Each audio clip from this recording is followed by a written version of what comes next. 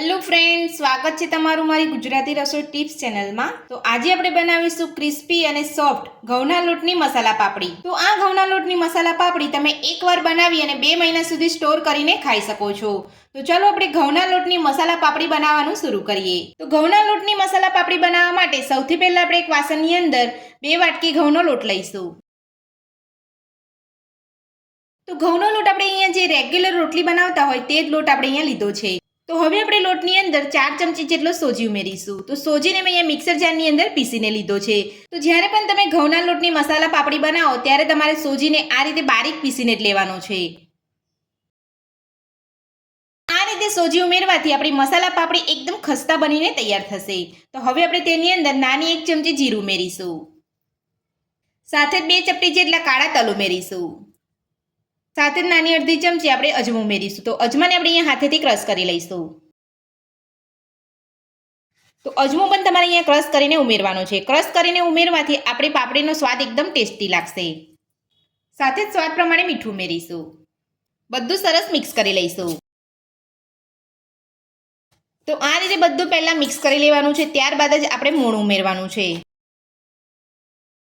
તો બધું જ આપણે અહીંયા સરસ મિક્સ કરી લીધું છે। તો હવે આપણે તેની અંદર 3 મોટી ચમચી જેટલું તેલ ઉમેરીશું।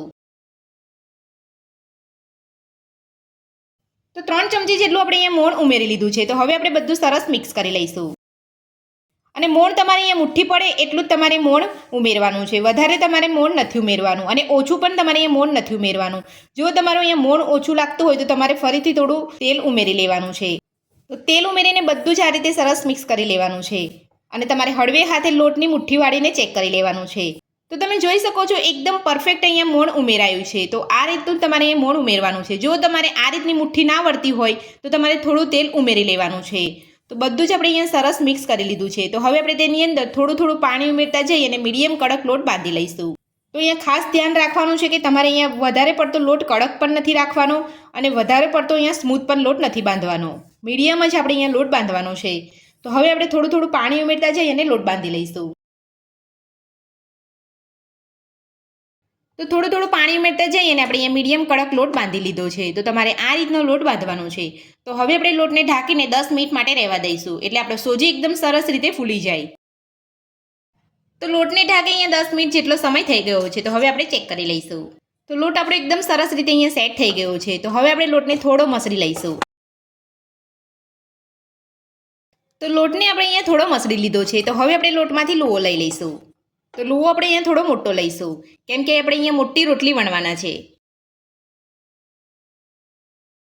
તો હવે આપણે લુવાને પાટલા ઉપર રાખી અને વણી લઈશું। તો સૌથી પહેલા આપણે પાટલા ઉપર થોડું તેલ લગાવી લઈશું અને વેલણ ઉપર પણ થોડું તેલ લગાવી લઈશું અને લુવાને આપણે વણી લઈશું। તો આપણે અહીંયા રોટલી પતલી વણવાની છે, જાડી રોટલી આપણે અહીંયા નથી વણવાની। તો પતલી રોટલી વણશો તો તમારી મસાલા પાપડી એકદમ સરસ ખસ્તા બનીને તૈયાર થશે। તો રોટલી આપણે અહીંયા વણી લીધી છે। તો તમારે આટલી પતલી રોટલી વણવાની છે, વધારે પડતી તમારે અહીંયા પતલી રોટલી નથી વણવાની અને વધારે પડતી જાડી પણ નથી રાખવાની। તો હવે આપણે રોટલી ઉપર કાંટાવાળી ચમચીથી આપણે કાણા કરી લઈશું। તો આ રીતે કાણા કરવાથી આપણી મસાલા પાપડી ફૂલે નહીં અને ક્રિસ્પી બનીને તૈયાર થશે।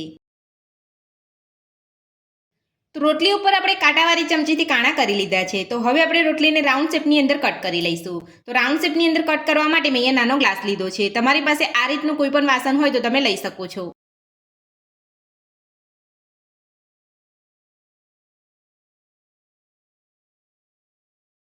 તો આ રીતનું તમારે કોઈ પણ વાસણ લઈ અને રોટલીને કટ કરી લેવાની છે। તો હવે આપણે જે વધારાનો ભાગ છે એ કાઢી લઈશું।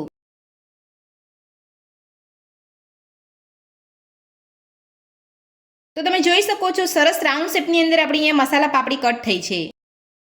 તો આટલી જ તમારે અહીંયા થિકનેસ રાખવાની છે। તો આ રીતે રોટલી બનાવી અને રોટલીને કટ કરી બધી જ મસાલા પાપડી બનાવી લઈશું। તો થોડી આપણે અહીંયા મસાલા પાપડી બનાવી લીધી છે। તો હવે આપણે મસાલા પાપડીને તળી લઈશું। તો મસાલા પાપડીને તળવા માટે મેં અહીંયા કઢાઈની અંદર તેલ ગરમ કરવા મૂકી દીધું હતું અને તેલ આપણું અહીંયા સરસ ગરમ થઈ ગયું છે। તો હવે આપણે મસાલા પાપડીને તેલમાં લઈ અને તળી લઈશું। તો ગેસની મીડિયમ ફ્લેમ પર જ આપણે મસાલા પાપડીને તળવાની છે। તો તો મસાલા પાપડી આપણે અહીંયા તળાઈને ઉપર આવે એટલે પલટાવી લેવાની છે.